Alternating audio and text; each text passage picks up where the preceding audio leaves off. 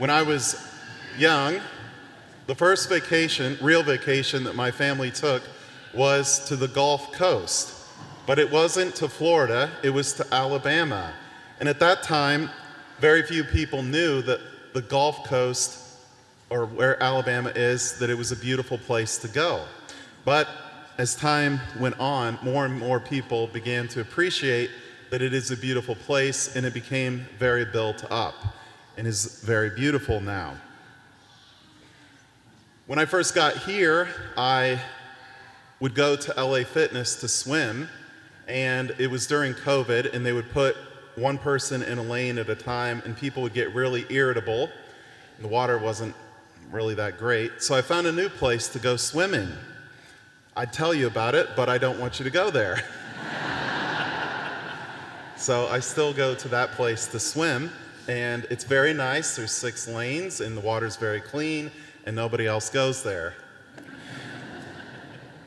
As we reflect on the kingdom of heaven, Jesus likens it to a pearl or a treasure of great price that one finds and selfishly sells everything else in order to acquire that pearl of great price or treasure of great value.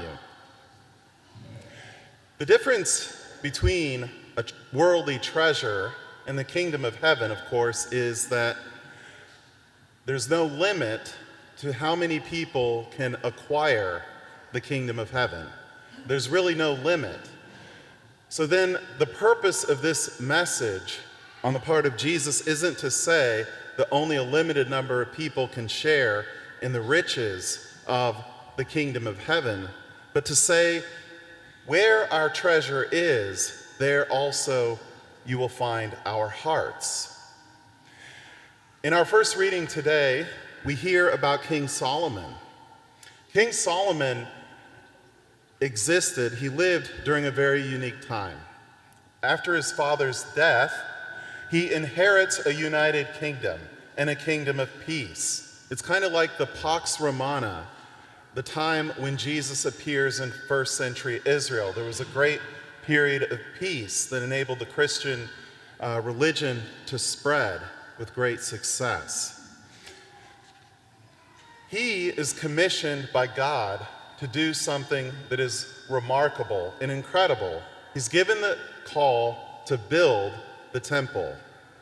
And Solomon, inheriting a great kingdom, a united kingdom, a kingdom at peace, and this commission to build a beautiful temple, well, you might think this gift of a wish is like, where does this come from? And what should he wish for? And many of us, if we were given a similar opportunity, a wish, I grant you whatever you want, what would we choose? Long life? All the power in the world? The lives of our enemies, in other words, as God points out in this letter, or in this book? Or would we ask for all the treasures of the world, for all money, which is itself power?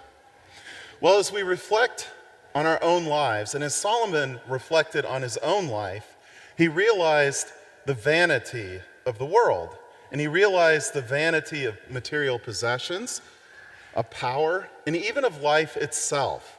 And for this reason, many of the wisdom literature texts of the Old Testament are attributed to Solomon. What Solomon requests, what he asks for, comes from a deep wisdom within himself. He realizes the vanities of the world, the limited happiness that can come from anything that the world can offer.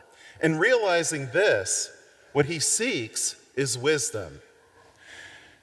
This, for Solomon, is the pearl of great price. If each of us is honest within ourselves, we know that as we reflect on our own lives, we have so many different things that are what we call contingent. Contingent means that it is conditional. It means that it can be taken away. And I've found in my own life that many, if not all, the good things that I have that are contingent in time are taken away. But there's only one thing in this world that is not contingent, and that is that we are children of God. And as children of God, Jesus has come to save us. He has died on the cross and reconciled us with the Father. And in so doing, brings us a supernatural happiness and peace with God. A peace that only God can give us. Experience, and that is wisdom, knowledge that is acquired through experience is wisdom, teaches us that all the contingent things of the world, money, power, even long life, even wisdom itself is contingent, and it will be taken away. But there's one thing that remains, and there's only one thing, and that is a love between us and God. This is the pearl of great price. This is the treasure that we bury in a piece of land, sell all things to buy. So as we continue today our celebration, mindful of the fact that there's only really one thing that matters in our life, and that is our relationship with God. Everything else in the world either helps us in our relationship with God and builds it up, or it takes us away from that. Let us be single-minded in our commitment to growing deeper in our faith, in our relationship with our loving God.